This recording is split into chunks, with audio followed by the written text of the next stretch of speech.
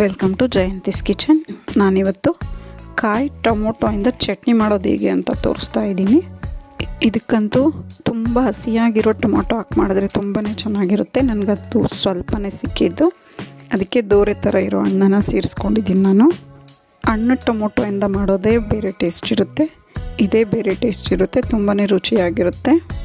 Stove ಹಚ್ಕೊಂಡು ಒಂದು ಬಟ್ಲಿಟ್ಕೊಂಡು ಅದಕ್ಕೆ 1-2 ಟೇಬಲ್ ಸ್ಪೂನಷ್ಟು ಎಣ್ಣೆ ಸೇರಿಸ್ಕೊಂಡು ಈರುಳ್ಳಿ ಬೆಳ್ಳುಳ್ಳಿನೆಲ್ಲ ಚೆನ್ನಾಗಿ ಫ್ರೈ ಮಾಡ್ಕೊತಾ ಇದ್ದೀನಿ. ನಮಗೆ ಎಷ್ಟು ಖಾರ ಬೇಕೋ ಅಷ್ಟು ಮೆಣಸಿನ್ಕಾಯಿನ ಸೇರಿಸ್ಕೊಳ್ತಾ ಇದ್ದೀನಿ. ನಾನೊಂದು 5 ಒಣಮೆಣ್ಸಿನ್ಕಾಯಿನ ಸೇರಿಸ್ಕೊಂಡಿದ್ದೀನಿ. 1 ಈರುಳ್ಳಿ 1 ಗಡ್ಡೆಯಷ್ಟು ಬೆಳ್ಳುಳ್ಳಿ ಸೇರಿಸ್ಕೊಂಡಿದ್ದೆ. ಇದೆಲ್ಲ ಚೆನ್ನಾಗಿ ಫ್ರೈ ಆದಮೇಲೆ ನಾನು ಈ ಟೊಮೊಟೊನ ನೀಟಾಗಿ ಕಟ್ ಮಾಡ್ಕೊಂಡಿದ್ದೀನಿ. ಇದು ತುಂಬ ಹಸಿ ಕಾಯಿ ಹಾಕೋದ್ರಂತೂ ತುಂಬ ಚೆನ್ನಾಗಿರುತ್ತೆ ಟೇಸ್ಟು. ಇದನ್ನು ಅದೇ ರೀತಿ ಚೆನ್ನಾಗಿ ಫ್ರೈ ಮಾಡ್ಕೊಬೇಕು.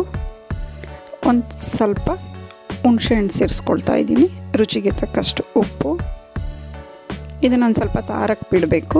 ಈಗ 1 ಚಿಟಿಕೆಯಷ್ಟು ಟೇಸ್ಟ್ಗೆ ಬೆಲ್ಲ ಸೇರಿಸ್ಕೊಂಡಿದ್ದೀನಿ. ಈಗ ಇದೆಲ್ಲ ಆರಿದೆ, ಇದನ್ನು ರುಬ್ಕೊಂಬರೋಣ. ನಾನು ಇದನ್ನು ಹಿಂದಿನ ದಿನ ಕಾಯಾಗಿರೋದು ಅಂತಂದಿದ್ದೆ, ಒಂದಿನಕ್ಕೆಲ್ಲ ಹಣ್ಣಾಗೋಗಿದೆ, ದೋರೆ ಥರ ಇತ್ತು. ಈಗ ಇದಕ್ಕೆ ರುಬ್ಕೊಂಡಾಗಿದೆ, ಒಗ್ಗರಣೆ ಮಾಡ್ಕೊಳ್ಳೋಣ.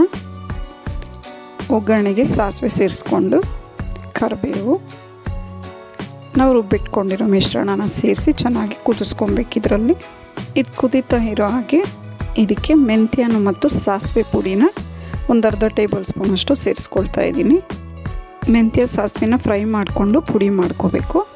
ಅದನ್ನು ಇದಕ್ಕೆ ಸೇರಿಸ್ಕೊಳ್ಳೋದ್ರಿಂದ ಇದ್ರ ರುಚಿ ಅಂತೂ ತುಂಬಾ ಚೆನ್ನಾಗಿರುತ್ತೆ.